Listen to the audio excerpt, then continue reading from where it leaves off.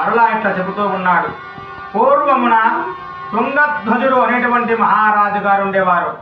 అతను ప్రజలను కన్న తండ్రి వలె పరిపాలించుతూ ఉండేవారట.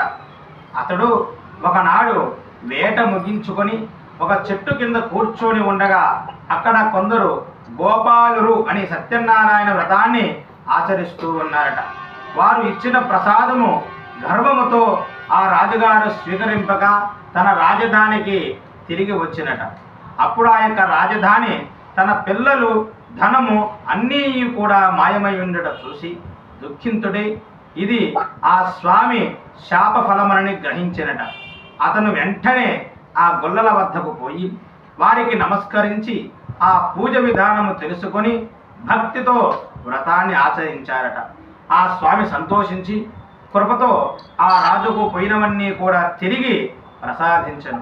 అటు పిమ్మట అతను సుఖ సంతోషములతో జీవితము గడిపి చివరికి వైకుంఠానికి చేరుకున్నారట. ఓ సూత మహాముని, ఓ మహామునులారా, నేను మీకు సత్యనారాయణ వ్రతమును మొదట విష్ణువు నారదునికి తెలిపిన విధముగా తెలిపితిని.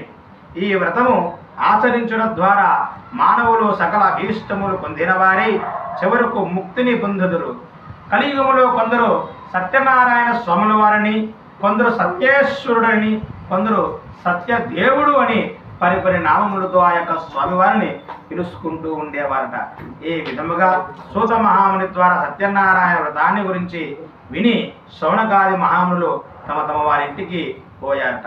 ఎవరైనా సరే సత్యనారాయణ స్వాముల వారి వ్రతగత అక్షతలు శిరస్సు మీద వేసుకున్నా కానీ ఈ యొక్క వ్రతము చేయలేని శక్తి లేకుండా చూసినా కథ విన్నా స్వామివారి యొక్క అనుగ్రహము తప్పనిసరిగా కలుగుతుందని ఈ యొక్క స్కాంద పురాణంలో రేవాఖండం నైమిషారణ్యములో ఇలా చెప్పబడుతూ ఉన్నదట.